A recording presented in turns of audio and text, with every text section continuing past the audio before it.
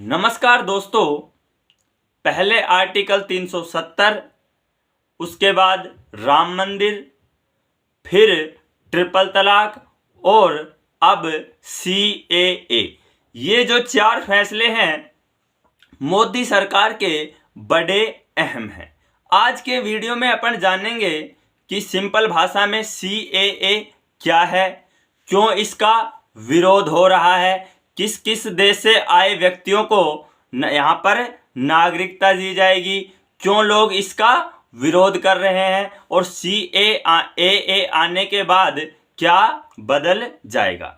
तो अपन बात करते हैं कि CAA सिटीजन अमेंडमेंट एक्ट यानी नागरिकता संशोधन अधिनियम।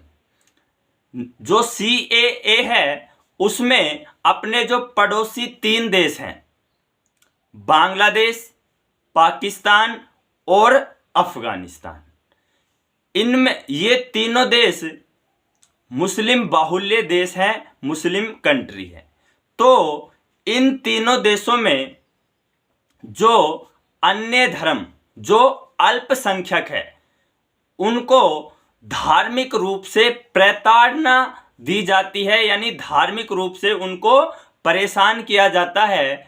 इसी कारण भारत सरकार इन तीनों देशों से आए 6 रिलीजन, भारत सरकार ने 6 रिलीजन को इसमें शामिल किया है। जो भारत सरकार जिनको नागरिकता दे रही है उसमें हिंदू, सिख, बौद्ध, ईसाई, पारसी, ये 6 धर्म के लोग जो धार्मिक प्रताड़ना के कारण यानी धार्मिक रूप से परेशान होने के कारण इन तीनों देशों से भारत में आए हैं। कब तक?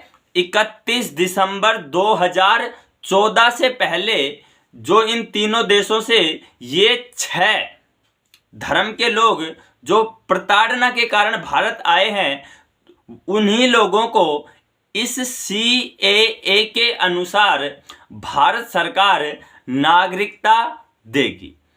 दूसरी बात यह है दोस्तों कि जो नागरिकता संशोधन अधिनियम है, ये नागरिकता देने का अधिनियम है, कानून है, न कि नागरिकता लेने का। तो किसी भी धर्म के लोगों को बिल्कुल भी डरने की जरूरत नहीं है। इससे आपकी किसी प्रकार की नागरिकता नहीं ली जाएगी, बाकी अन्य लोगों को नागरिकता दी जाएगी। सरकार का यही कहना है कि ये जो CAA है, नागरिकता संशोधन अधिनियम, ये नागरिकता आपको अन्य देश के जो गैर मुस्लिम धर्म के जो लोग हैं उनको नागरिकता देगा।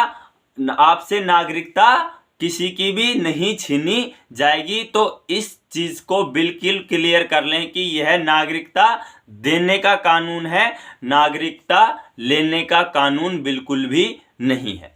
अब दोस्तों मेन बात है कि जो ये 6 धर्म हैं उन्हीं को नागरिकता क्यों दी जा रही है, मुस्लिम धर्म को नागरिकता क्यों नहीं दी जा रही, ये जो है मेन मुद्दा है। मुस्लिम इसी चीज का विरोध कर रहे हैं कि जब इन 6 धर्मों को आए शरणार्थियों को आप नागरिकता दे रहे हो तो मुस्लिम को क्यों नहीं दे रहे। अब दोस्तों सरकार का कहना इसमें यह है कि जो बांग्लादेश, पाकिस्तान और अफगानिस्तान जो देश है वो मुस्लिम बाहुल्य क्षेत्र है, यानी मुस्लिम आबादी वहां पर क्या है, बहुसंख्यक है। और जो अन्य जो धर्म के लोग हैं वो क्या है, वहां पर अल्पसंख्यक है। तो उन देशों में मुस्लिमों का धार्मिक प्रताड़ना तो बिल्कुल हो ही नहीं सकती। आप इस चीज को समझ रहे हो। आप जब भारत आजाद हुआ था तो उस समय पाकिस्तान और बांग्लादेश में हिंदुओं की जो जनसंख्या थी वो क्या थी, प्रतिशत रूप में कम थी, जो वर्तमान समय में क्या हुई है, घटी है। इसका मतलब ये हो गया कि या तो उन जो हिंदू थे उनका क्या है, धर्म का कन्वर्जन करवा दिया, उनका धर्म कन्वर्ट करवा दिया गया, या उन हिंदुओं को क्या कर दिया गया, धार्मिक रूप से प्रताड़ना देते हुए मार दिया गया। और यही कारण है कि सरकार इन 6 धर्मों के लोगों को, जो इन 3 देशों से आए हैं, धार्मिक प्रताड़ना के कारण, तो उन लोगों को सरकार नागरिकता दे रही है। तो ये बात मैं फिर से क्लियर कर देता हूं कि किसी को भी डरने की जरूरत नहीं है। इस कानून के तहत किसी से भी नागरिकता छीनी नहीं जाएगी, बल्कि नागरिकता दी जाएगी। बाकी जो मुस्लिम कम्युनिटी है इसका विरोध इसलिए कर रही है कि अब CAA आ गया, उसके बाद NRC आएगा, है ना।